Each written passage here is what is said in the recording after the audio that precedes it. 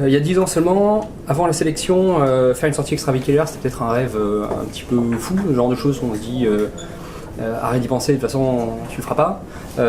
Maintenant que la case est cochée, c'est quoi le prochain rêve? Le prochain rêve, écoute, moi j'aimerais bien voler sur un autre véhicule que le Soyouz. Futur véhicule, un peu nouveau, nouvelle technologie, ça me plairait bien.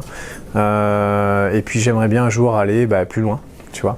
Dépasser un peu l'orbite basse terrestre, aller poser le pied là où personne n'a jamais posé, des choses comme ça.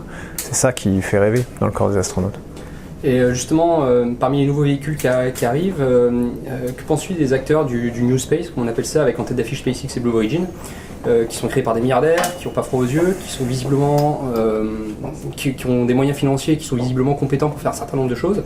Que penses-tu, qu'est-ce que ça évoque chez toi pour l'avenir, et en tant qu'astronaute d'agence spatiale publique, d'après toi, quel peut être le rôle de nos agences dans ce nouveau schéma? Moi, je pense que c'est très bien. Déjà, ça prouve que quelque part, on ne fait pas pour rien, que c'est intéressant que derrière, il y a peut-être un marché, parce que ces compagnies privées, c'est pas grave, c'est pas péjoratif, au contraire, c'est bien, ça veut dire que ça sert à quelque chose. Et que ça se complète, tout ça, on le voit, hein, avec l'orbite basse terrestre. Nous, on va aller de plus en plus loin. Je pense que les astronautes institutionnels, ça va être ça la vocation, faire de l'exploration. Pour ça, on a besoin des États. Et pour faire de l'exploitation, on va dire, en orbite basse, et petit à petit, pour s'engouffrer derrière nous dans cette brèche-là, les compagnies privées vont remplacer les grandes agences, et c'est normal. Au final, ça s'est passé comme ça sur Terre. Il n'y a pas de raison que ça se passe pas comme ça dans l'orbite basse, et puis ainsi de suite, dans l'espace de plus en plus lointain.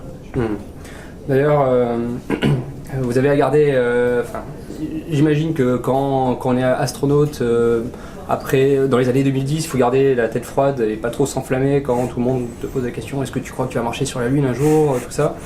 Alors d'ailleurs, je profite de cette question pour t'en poser une autre. Est-ce que tu crois que tu vas marcher sur la Lune un jour? Je sais pas, écoute, je sais pas. Mais je pense que vraiment, on va y retourner de manière un peu plus pérenne qu'on y allait dans le passé. C'est une étape logique, hein, pour aller vers Mars. Et on s'y prépare, hein, les agences se mettent en ordre de bataille pour ça. Est-ce que moi je vais marcher sur la Lune? Je sais pas, écoute, comme tu disais tout à l'heure, une sortie extravéhiculaire, ça paraissait tellement énorme il y a 10 ans. Et tu sais, marcher sur la Lune aujourd'hui, ça paraît énorme, et peut-être dans 10 ans, tu me poseras la question, c'est quoi le prochain challenge? Ces derniers mois et années, justement, avec ces acteurs du New Space, on a l'impression que même pour aller dans le beyond sur la Lune et sur Mars, les plans sont potentiellement chamboulés, avec par exemple l'apparition de marchés gigantesques de fusées gigantesques qui peuvent émerger, des choses qui n'étaient pas forcément dans les plannings d'il y a quelques années. Dans la roadmap. Dans les roadmaps d'il y a quelques temps. Et on regarde les roadmaps de 2017 sont quand même très différents des roadmaps même de 2010 ou encore plus de 2005. D'après toi, est-ce que ça ouvre un univers de possibles beaucoup plus important qu'avant? Mais je pense, il y a le côté disruptive, un peu comme disent les Américains. Donc il y a des technologies qui font des bonds comme ça, qui font des sauts, qui cassent un peu ce qu'il y avait avant. On voit SpaceX commence à reposer ses fusées, ses premiers étages pour les réutiliser. Ça paraissait carrément fou, et ça va ouvrir des nouvelles portes. Donc oui, on fait de plus en plus, on entrevoit de plus en plus de possibles, grâce notamment, on l'a dit, hein, à l'apport d'acteurs privés.